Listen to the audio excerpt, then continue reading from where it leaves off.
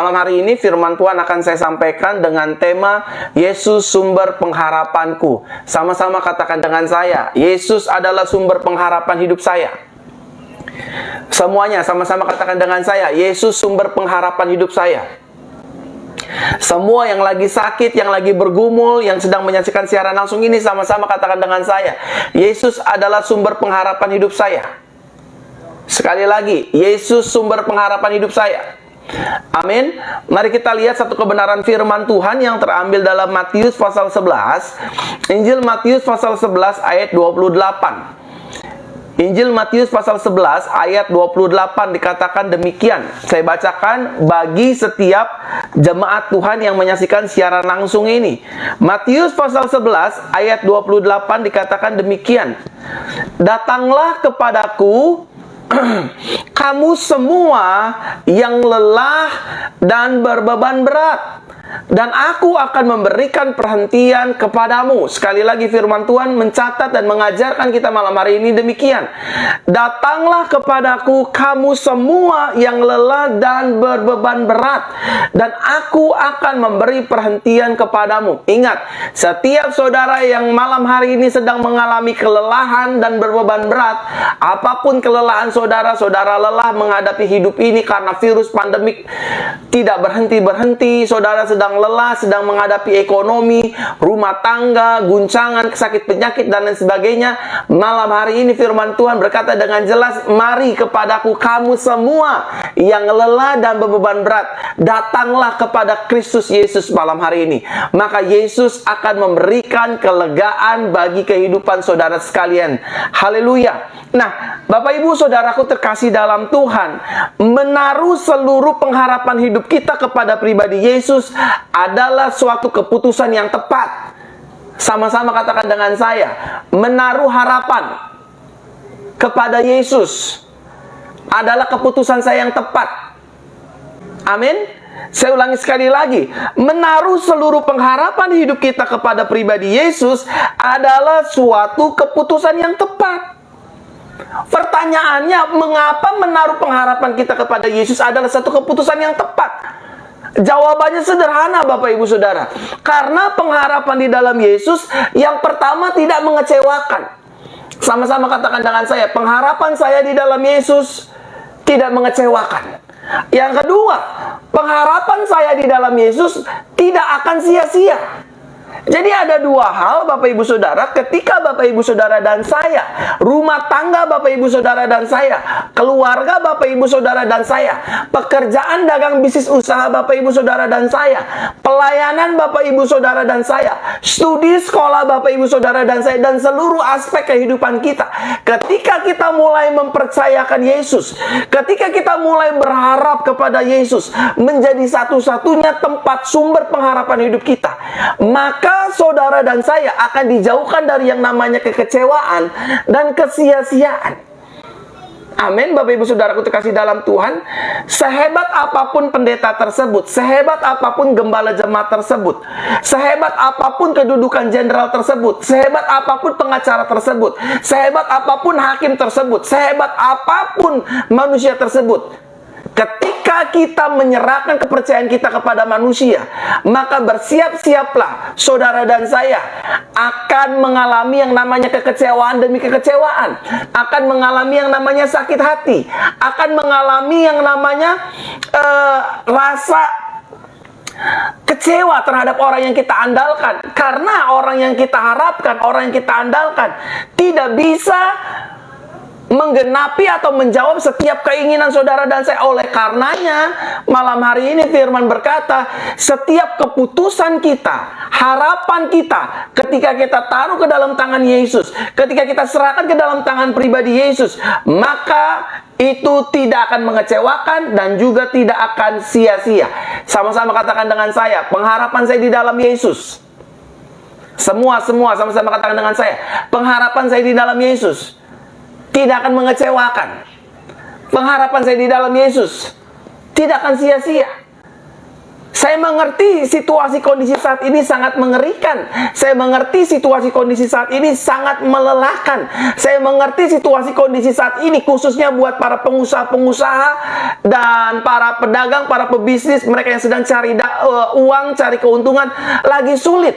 Tetapi selama saudara mempercayakan keputusan saudara untuk percaya kepada Yesus, berharap mengandalkan Yesus, dan satu-satunya pribadi yang kita andalkan, maka saudara akan dijauhkan dari kekecewaan dan kesia-siaan. Saudaraku terkasih dalam Tuhan, pengharapan di dalam Yesus tidak akan mengecewakan dan juga tidak akan membuat kita sia-sia. Nah, di tengah situasi dan kondisi seperti ini, mari Bapak Ibu Saudara, mari kita berharap hanya kepada Tuhan Yesus Kristus. Siapapun saudara, apapun latar belakang saudara, di tengah pandemik global ini, di tengah-tengah situasi lagi sulit cari uang, di tengah-tengah PPKM khususnya di Indonesia ya, di Jakarta, di kota-kota Indonesia, lagi ada PPKM, pembatasan secara besar-besaran, orang dagang susah, mau bergereja juga susah, semuanya online sekarang. Semuanya ditutup Bapak Ibu Saudaraku terkasih dalam Tuhan. Demi kebaikan kita bersama untuk mengurangi paparan virus pandemik. Di tengah-tengah kondisi situasi yang sulit ini, mari saudara dan saya kita berharap hanya kepada pribadi Yesus. Kita berharap hanya kepada pribadi Yesus satu-satunya. Keluarga kita, mari kita bawa, kita harapkan pertolongan dalam keluarga kita hanya kepada Yesus. Satu-satunya Tuhan yang akan menolong hidup kita. Dalam pekerjaan, dalam bisnis, dalam usaha, dalam dagang, mari kita percaya kepada Yesus. Kita berharap kepada Yesus. Karena pengharapan di dalam Yesus tidak akan mengecewakan. Pengharapan di dalam Yesus tidak akan pernah sia-sia. Dalam studi, sekolah, mari anak-anak muda kita berharap kepada Yesus. Jangan kita berharap kepada kemampuan orang tua kita. Betul, puji Tuhan, orang tua kita punya kekuatan finansial yang luar biasa. Tetapi taruhlah pengharapan kita hanya di dalam Yesus Kristus. Karena ketika saudara menaruh pengharapan saudara di dalam Yesus, saudara akan melihat pertolongan Tuhan dinyatakan, anugerah Tuhan diberikan bagi hidup kita, kesembuhan dan mujizat dinyatakan bagi kehidupan kita, dan pintu-pintu berkat yang baru akan diberikan bagi saudara dan saya setiap hari. Yang setuju katakan amin. Amin Bapak Ibu Saudara terkasih dalam Tuhan. Dalam pelayanan juga seperti ini. Mari pendeta-pendeta, para gembala jemaat, pelayan-pelayan Tuhan, tanpa mengurangi rasa hormat, tidak sedang mengajari, saya hanya mengingatkan sebagai rekan dalam ladang Tuhan.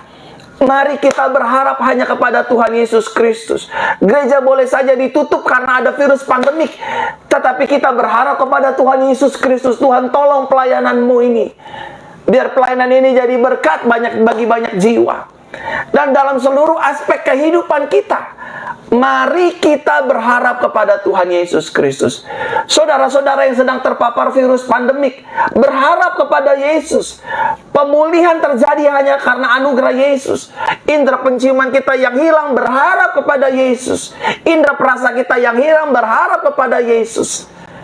Penyakit-penyakit kita, saudara yang sedang sakit, berharap kepada Yesus. Jangan berharap kepada manusia, nanti kecewa, nanti sakit hati, nanti nggak terima. Nggak apa-apa kita ditinggalin banyak orang, saudara. Selama kita benar, selama kita hidup sesuai firman, orang mau ninggalin kita, orang mau hianati kita, orang mau fitnah hidup kita, berharaplah kepada Tuhan Yesus Kristus. Selama kita hidup benar, kita tidak menyinggung siapapun, orang mau ninggalin kita, biarin aja Bapak Ibu Saudara. Orang datang dan pergi, tetapi Yesus setia menemani, menyertai kehidupan saudara dan saya. Yang setuju katakan amin. Amin, saudara terkasih dalam Tuhan. Setiap kita yang sakit berseru panggil nama Yesus. Tuhan, tolong aku.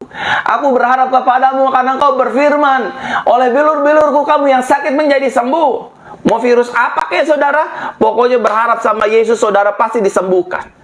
Amin. Apapun dagangan saudara, apapun jualan saudara, berharap sama Yesus.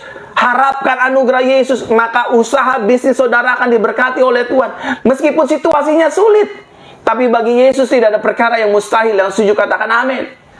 Amin, Bapak Ibu Saudaraku terkasih dalam Tuhan. Nah, Bapak Ibu Saudaraku terkasih dalam Tuhan, di tengah-tengah kondisi dan situasi yang sangat berat ini, mari kita harapkan pengharapan kita hanya tertuju kepada pribadi Yesus Kristus.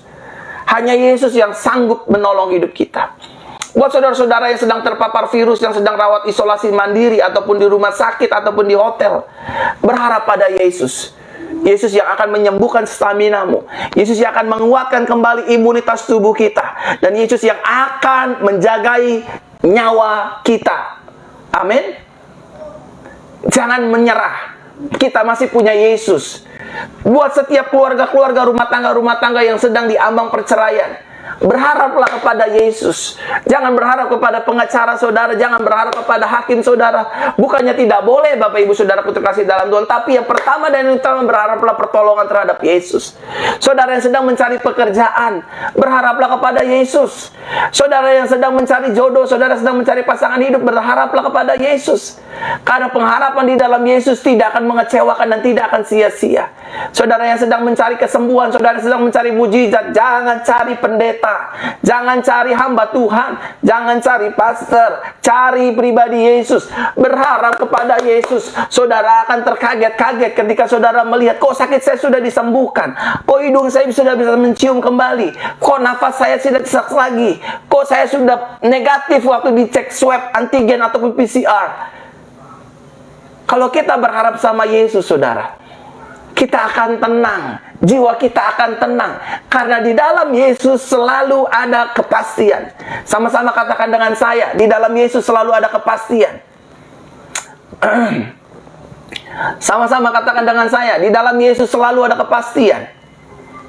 Sekali lagi, ada 5.400 orang yang menyaksikan secara langsung ini. Sama-sama katakan dengan saya, di dalam Yesus hidup saya pasti. Di dalam Yesus rumah tangga saya pasti. Di dalam Yesus keluarga saya pasti. Di dalam Yesus bisnis dagang usaha saya pasti. Di dalam Yesus pelayanan saya pasti. Di dalam Yesus studi sekolah saya pasti. Di dalam Yesus seluruh aspek kehidupan saya pasti terjamin. Yang setuju katakan amin. Ada masalah nggak? Ada. Ada tantangan nggak? Ada pergumulan nggak? Ada, saudaraku. Setiap dari kita setiap hari pasti akan melihat dan mengalami yang namanya pergumulan, tantangan, rintangan, pengkhianatan, dan lain sebagainya. Tetapi percayalah, pengharapan kita di dalam Yesus tidak akan mengecewakan hidup kita dan tidak akan sia-sia. Karena Yesus berjanji, aku menyertai kamu senantiasa sampai kesudahan akhir zaman. Artinya Yesus akan setia menemani hidup kita. Artinya Yesus akan setia bertanggung jawab atas hidup kita. Artinya Yesus menyediakan kesembuhan bagi hidup kita. Artinya Yesus menyediakan pertolongan bagi hidup kita. Dan akhirnya Yesus mau memberkati hidup kita sesuai dengan kehendak dan anugerahnya. Yang setuju katakan amin. Amin, Bapak Ibu Saudaraku terkasih dalam Tuhan. Pengharapan di dalam Yesus nggak akan pernah sia-sia. Mau tunggu berapa lama lagi saudara dikecewakan sama hamba Tuhan, sama pendeta, sama gembala jemaat, sama jenderal, sama pengacara, sama pemerintah, sama siapapun. Karena kita salah menaruh pengharapan kita. Fokusnya bukan kepada Yesus, tapi fokusnya kepada manusia. Kita bersyukur kalau kita punya orang tua kaya raya, kita bersyukur. Kita bersyukur kalau kita punya teman hakim, punya teman pendeta terkenal, punya teman gembala terkenal, punya karunia-karunia kesembuhan dan sebagainya. Kita bersyukur. Tapi jangan taruh pengharapan kita kepada manusia. Kita bisa kecewa, kita bisa terluka, hati kita bisa sedih. Karena satu saat manusia tidak bisa tolong kita. Ada saatnya manusia nggak bisa berbuat apa-apa atas hidup kita. Tetapi saudara terkasih dalam Tuhan, waktu saudara dan saya berharap kepada Kristus Yesus, maka di situ Tuhan akan menyediakan jawabannya. Di situ Yesus akan menyediakan pertolongannya. Di situ Yesus akan menyediakan anugerahnya. Di situ Yesus akan menyediakan tugas dan tanggung jawabnya sebagai Tuhan untuk menolong hidup saudara dan saya. Yang setuju katakan amin. Amin, Bapak Ibu Saudara terkasih dalam Tuhan. Nah, sekarang saya masuk inti khotbah saya, Bapak Ibu Saudara. Mengapa Yesus yang harus menjadi tempat pengharapan bagi hidup kita? Ini pertanyaan besarnya. Mungkin ada banyak orang yang berkata, Kenapa ya saya nggak boleh berharap sama pengacara saya?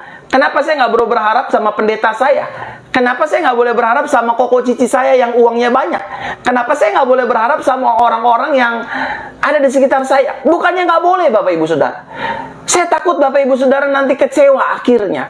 Orang yang menaruh harapannya kepada manusia, ujungnya pasti kecewa. Orang yang menaruh harapannya kepada sesamanya manusia, ujungnya pasti hatinya terluka. Ujungnya pasti akan sia-sia. Tetapi sebaliknya, meskipun kita bukan orang kaya, meskipun kita nggak punya kerabat, nggak punya saudara, nggak punya family, orang-orang hebat, tetapi kalau kita mengandalkan Tuhan, kita berharap kepada Yesus, maka firman Tuhan harus digenapi. Diberkatilah orang yang mengandalkan Tuhan, yang menaruh harapannya kepada Tuhan, dan yang hatinya melekat kepada Tuhan. Saudaraku terkasih dalam Tuhan, pertanyaan besarnya, mengapa Yesus harus menjadi tempat pengharapan bagi hidup kita? Coba lihat 1 Petrus 5 ayatnya yang ke-7. 1 Petrus pasal 5 ayat yang ke-7. Ini pertanyaan besar kita. Mengapa Yesus yang harus menjadi tempat pengharapan bagi hidup kita? Yang pertama, lihat 1 Petrus 5 ayat 7. Dikatakan demikian. Serahkanlah segala kekhawatiranmu kepadanya. Maksudnya kepada Yesus, karena Yesuslah yang memedulikanmu. Jadi jawaban yang pertama, mengapa Yesus yang harus menjadi tempat pengharapan bagi hidup kita? Karena yang pertama, Yesus mau peduli. Sama-sama katakan dengan saya, Yesus peduli. Amin. Ada saatnya saya sebagai suami nggak peduli terhadap istri dan anak-anak saya kok. Ada saatnya istri saya juga nggak peduli sama saya dan juga anak saya. Sebaliknya juga begitu. Ada saatnya suami-suami saudara nggak peduli sama saudara. Istri-istri saudara nggak peduli sama saudara. Mungkin peduli, namun hanya berdasarkan situasi. Tetapi Yesus peduli terhadap hidup saudara dan saya, tanpa melihat background, tanpa melihat rupa, tanpa melihat situasi. Setiap hari Yesus peduli untuk melindungi hidup kita. Tapi Pak, saya terpapar virus COVID-19. Apanya peduli? Sampai hari ini saudara belum meninggal, bukan? Sampai hari ini saudara belum mati, bukan? Artinya Yesus peduli.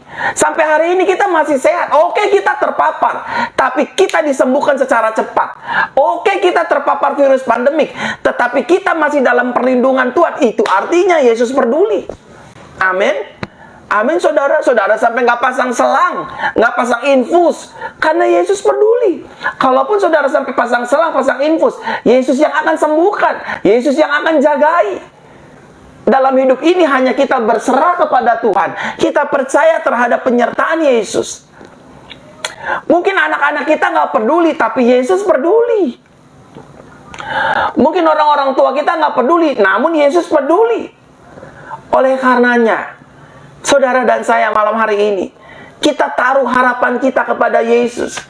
Karena Yesus peduli. Yesus mengerti segala persoalan yang kita alami. Apa masalah kita hari-hari ini? Masalah ekonomi, masalah keuangan, masalah sakit penyakit, kelemahan tubuh. Yesus peduli. Kalau Yesus peduli, itu artinya Dia pasti sembuhkan kita. Kalau Yesus peduli, itu artinya Dia akan menyertai kita. Kalau Yesus peduli, itu artinya Yesus akan mencukupkan segala yang kita perlukan. Saya mengerti situasi hari-hari ini sedang sulit.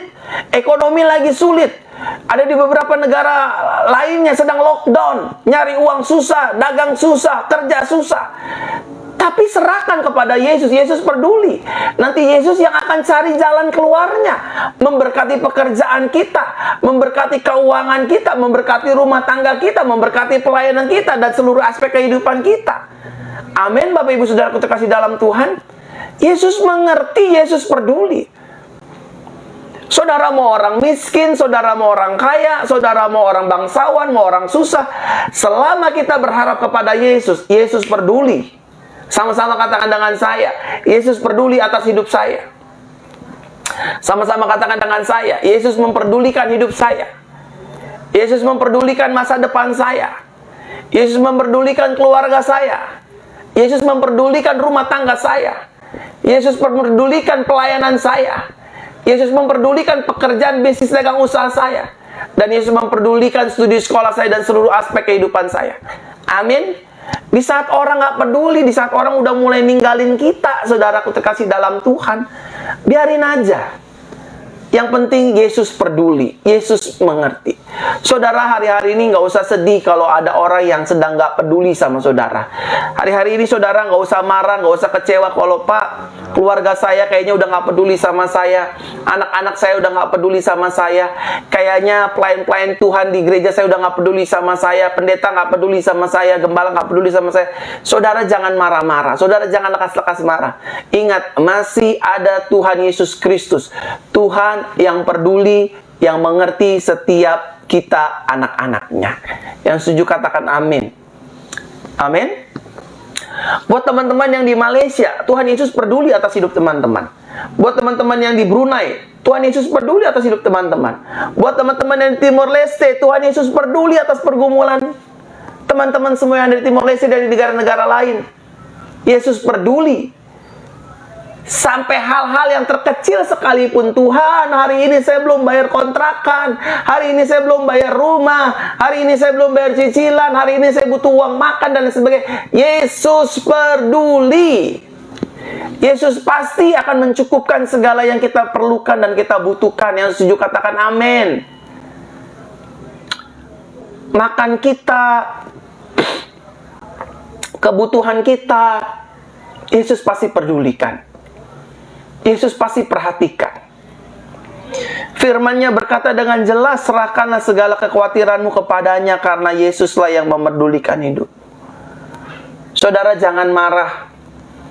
Saudara jangan simpan dendam, jangan simpan benci kalau orang meninggalkan kita. Memang hidup seperti itu Bapak Ibu Saudara. Ada kalanya orang meninggalkan kita. Ada kalanya orang-orang di sekitar kita nggak setia sama kita. Nggak apa-apa saudara. Setiap orang punya keputusan. Jangan kita marah, jangan kita sakit hati. Kita tetap percaya Tuhan setia bersama dengan hidupku. Tuhan selalu menyertai hidupku. Tuhan Yesus selalu memberkati hidupanku. Karena Yesus peduli terhadap kehidupanku. Yang setuju katakan amin Bapak Ibu Saudara terkasih dalam Tuhan. Amin. Ada 5.764 orang yang menyaksikan siaran langsung ini. Kiranya teman-teman mendapatkan jawaban dari setiap pergumulan. Pak, suami saya nggak peduli sama saya, Pak. Saya nggak dikasih uang makan, Pak. Saya nggak dikasih uang belanja, Pak. Suami saya nggak peduli sama anak-anak saya, Pak. Uang sekolah anak-anak saya nggak diberiin, Pak. Nggak dibayarin, Pak. Bu, jangan marah-marah, Bu. Saya ngerti hati ibu kesal. Saya ngerti hati ibu panas terhadap suami. Tetapi jangan balas yang jahat dengan yang jahat. Jangan balas kejahatan dengan makian. Tutup mata, lipat tangan, berdoa, bilang sama Tuhan, Tuhan saya percaya Engkau peduli terhadap rumah tangga ini. Engkau peduli atas uang bulanan kami, uang belanja kami, uang sekolah anak-anak kami. Engkau tidak akan meninggalkannya. Kami percaya Tuhan pasti mencukupkan apa yang kami perlukan. Sebaliknya juga demikian, Pak, mungkin istrimu nggak peduli sama hidupmu. Istrimu kerjanya jalan-jalan di mall, belanja, nongkrong-nongkrong sama teman-temannya sampai lupa ngurus anak, sampai lupa ngurus suami. Jangan marah, Pak. Jangan balas yang jahat dengan kemarahan.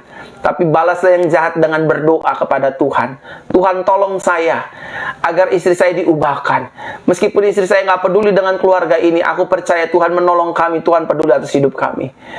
Para pedagang, para pebisnis, percayalah.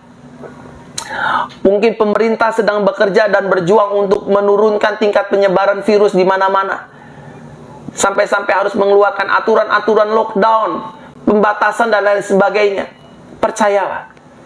Di balik ini semua ada tangan Tuhan ikut campur tangan untuk memberkati kehidupan kita. Yesus akan peduli atas dagangan kita. Yesus akan peduli atas setiap dagangan usaha bisnis kita. Para pendeta, para gembala jemaat, mungkin gereja kita ditutup, tetapi percayalah, Yesus peduli atas penggembalaan gereja kita masing-masing. Dia yang akan memberkati, Dia yang akan menyertai, Dia yang akan juga akan membimbing kehidupan kita. Buat rekan-rekan muda yang sedang studi sekolah, Pak, sampai kapan kayak begini keadaan? Percayalah, Yesus peduli. Yesus akan menyertai studi sekolah kalian, sehingga hidup sekalian berhasil di tangan Tuhan. Yang kedua, mengapa Yesus harus menjadi tempat pengharapan bagi hidup kita? Lihat yang kedua, Bapak Ibu Saudara, dalam Injil Matius pasal 28, Injil Matius pasal 28 ayatnya yang ke-18. Dikatakan demikian, Injil Matius pasal 28 ayat 18. Lalu Yesus mendekati mereka dan berkata, segala kuasa di sorga dan di bumi sudah diberikan kepadaku, kata Yesus. Yang kedua, alasannya mengapa Yesus harus menjadi tempat pengharapan bagi hidup kita. Karena yang kedua, Yesus berkuasa. Sama-sama katakan dengan saya, Tuhan Yesus saya berkuasa. Yesus berkuasa di sorga dan di bumi loh, saudaraku terkasih dalam Tuhan. Dia bilang sama murid-muridnya, segala kuasa di sorga dan di bumi sudah diberikan kepadaku. Mengapa kita harus mengandalkan Yesus? Mengapa kita harus menaruh harapan kita kepada Yesus? Karena yang kedua, Yesus adalah Tuhan yang berkuasa.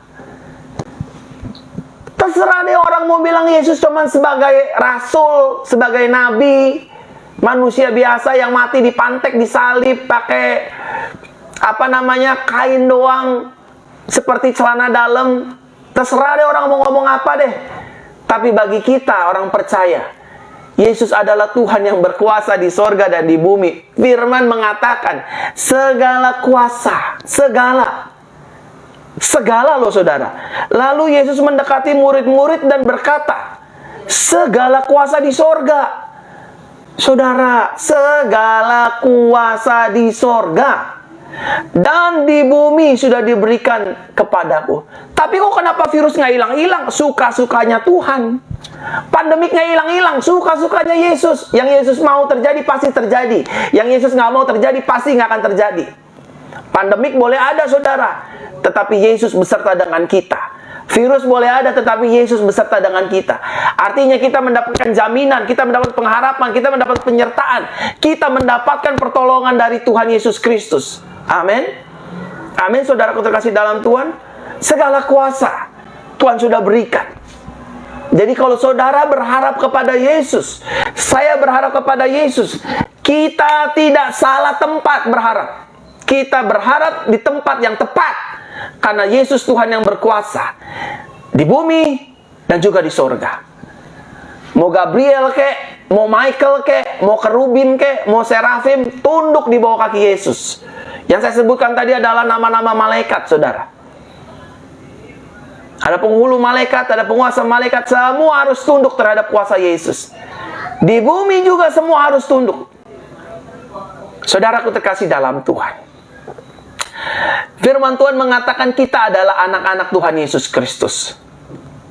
Gak mungkin ketika kita sakit, Tuhan tidak akan sembuhkan kita. Gak mungkin. Kita pasti disembuhkan. Kalau kita sebagai anak-anak Tuhan terpapar virus, gak mungkin Tuhan gak sembuhkan. Pasti Tuhan sembuhkan. Selama pikiran kita positif, selama iman kita kepada Kristus, pasti Tuhan tolong. Setiap dari kita, para pengusaha, para pebisnis, oke, keadaan lagi pandemik, nyari uang susah, dagang susah, kerja susah, semua serba dibatasi demi kepentingan bersama. Percayalah, segala kuasa ada di dalam tangan Tuhan Yesus. Yesus bisa panggil berkat-berkatnya, memerintahkan berkat-berkatnya dari timur, utara, selatan, barat, bahkan pusat. Tapi Pak, di Malaysia lockdown. Terserah dah, mau lockdown kek, mau apa kek, Tuhan bisa pakai berkat-berkat dari luar Malaysia untuk memesan daganganmu, usahamu, bisnismu. Bisa. Indonesia lagi PPKM, darurat di seluruh wilayah. Dagang susah, lewat online Tuhan akan memberkati. Terserah orang mau ngomong susah, tapi bagi kita segala kuasa di surga dan di bumi di bawah tangan Tuhan Yesus Kristus. Amin. Amin, saudaraku terkasih dalam Tuhan. Haleluya. Saudaraku terkasih dalam Tuhan, sama-sama katakan dengan saya, Tuhan saya berkuasa. Yesus saya berkuasa. Di sorga dan juga di bumi.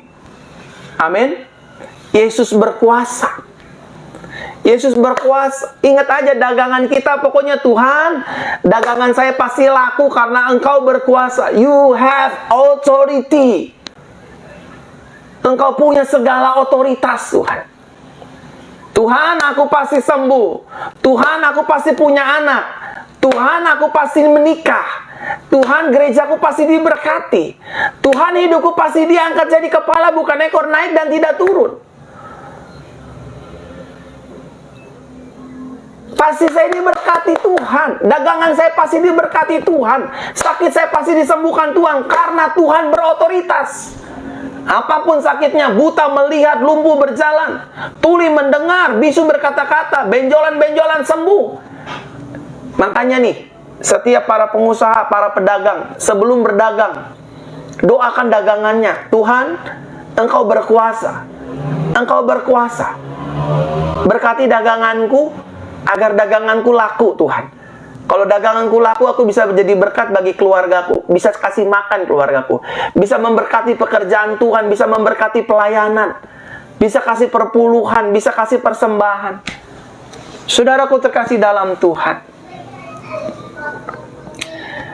Mari, Bapak Ibu, sadarilah. Yesus kita berkuasa. Jangan lagi andali kepintaran kita, kehebatan kita, pangkat, status, kedudukan kita. Cukuplah tragedi virus pandemik ini menjadi pelajaran bagaimana kita diluluhlantahkan. Bagaimana negara tak berdaya lewat virus bakteri ini. Tapi mari hari ini, mari kita taruh harapan kita kepada Tuhan Yesus Kristus. Siapapun yang sedang menyaksikan siaran langsung ini, anak-anak muda kah, remaja kah, orang tua kah, om, tante, saya hormati, pelayan-pelayan Tuhan kah, mari kita harapkan pertolongan kita hanya di dalam Tuhan Yesus Kristus. Karena pertolongan dari Yesus datangnya tepat dan indah pada waktunya. Yang setuju katakan amin. Dan yang terakhir, mengapa Yesus harus menjadi tempat pengharapan bagi hidup kita? Yang pertama, karena Tuhan Yesus peduli. Yang kedua, karena Yesus berkuasa. Yang ketiga, mengapa Yesus harus menjadi tempat pengharapan bagi hidup kita? Yang ketiga, karena ketika Yesus menolong hidup kita, maka Yesus tidak memperhitungkan jasa-jasanya. Artinya ketika Yesus menolong kita, Yesus tidak akan membangkit-bangkit kehidupan kita. Oleh karenanya tadi di depan saya bilang, jangan deh andelin manusia. Meskipun dia keluarga kita, meskipun dia saudara sedaging sama kita. Bapak Ibu, 1000 kali Yesus menolong hidup kita, tidak satu kali pun Yesus membangkit-bangkit pertolongan. 1000 kali Yesus menyembuhkan kita, Yesus tidak membangkit-bangkit itu kan karena saya yang menyembuhkan. Enggak. Tapi sebaliknya, 1-10 kali manusia menolong kita, pasti dia menghitung-hitung jasanya. Kalau bukan saya yang tolong, dia itu udah meninggal. Kalau bukan saya yang tolong, anaknya nggak bisa sekolah. Kalau bukan saya yang tolong, dia pasti udah masuk dalam penjara. Kalau bukan saya yang tolong, dia jadi orang miskin selama-lamanya. Kalau bukan saya yang kasih duit, dia nggak mungkin makan dan sebagainya. Itulah manusia. Saudara, ketika saudara mengandalkan manusia, saudara siap-siap sakit hati dan kecewa. Tapi waktu saudara minta tolong sama Tuhan, Tuhan tolong saya butuh makan, saya butuh bayar kos-kosan, saya butuh bayar tempat tinggal, saya butuh bayar cicilan. Ketika Tuhan menolong tanpa disertai dengan rasa membangkit-bangkit. Tuhan sudah lupa sama pertolongan-pertolongannya. Tapi sebaliknya, waktu saya menolong, waktu saudara mulai menolong, kita pasti cenderung mengingat-ingat pertolongan kita. Kalau bukan saya yang doain, dia nggak mungkin sembuh. Kalau bukan saya yang kasih persembahan, gereja itu nggak mungkin ada duitnya. Aduh, saudaraku terkasih dalam Tuhan. Yang ketiga, mengapa Yesus harus menjadi tempat pengharapan bagi hidup kita? Karena Yesus tidak memperhitungkan pada saat dia menolong hidup kita. Yesus nggak pernah memperhitungkan jasa-jasanya. Kalau hari ini saudara ditolong Tuhan, dagangan saudara ditolong Tuhan, pekerjaan bisnis usaha saudara ditolong Tuhan, Yesus nggak akan menghitung-hitung pertolongannya. Saudara disembuhkan Tuhan, Yesus nggak akan menghitung-hitung jasanya. Dia akan melupakan segala pertolongannya. Justru sebaliknya, dia senang untuk diandalkan. Saudaraku terkasih dalam Tuhan. Kalau saudara minta tolong sama orang lain, berarti saya nggak boleh dong minta tolong sama orang lain. Bukannya nggak boleh, boleh. Tapi itu nomor yang kesekian. Pastikan yang utama dan terutama adalah pertolongan dan permohonan hanya kepada Yesus. bukan kepada pribadi yang lain, saudara. Saudara, saya ini punya banyak kenalan teman jenderal, saya punya kenalan banyak teman hakim, pengacara terkenal, artis-artis terkenal, saya punya teman banyak orang-orang kaya, pengusaha-pengusaha. Dalam pelayanan saya nggak pernah minta tolong kepada mereka, saudara. Dalam hidup ini saya punya teman dokter-dokter hebat. Ada yang ahli paru-paru, ahli jantung, bahkan dokter-dokter staf kepresidenan. Yang utama dan yang paling utama saya selalu tanya, Tuhan, tolong saya harus gimana, saya harus ngapain? Tolong saya, Tuhan. Saya nggak lekas-lekas langsung telepon pengacara, lekas-lekas telepon hakim, telepon polisi, telepon jenderal. Enggak, saudara. Kalau saya sakit, saya lari ke Tuhan. Saya butuh uang, saya lari ke Tuhan. Saya butuh kesehatan, saya lari ke Tuhan. Saya butuh apapun, saya lari ke Tuhan. Yang pertama, Tuhan tolong. Engkaulah tempat pengharapanku. Engkaulah pertolongan hidupku, Tuhan.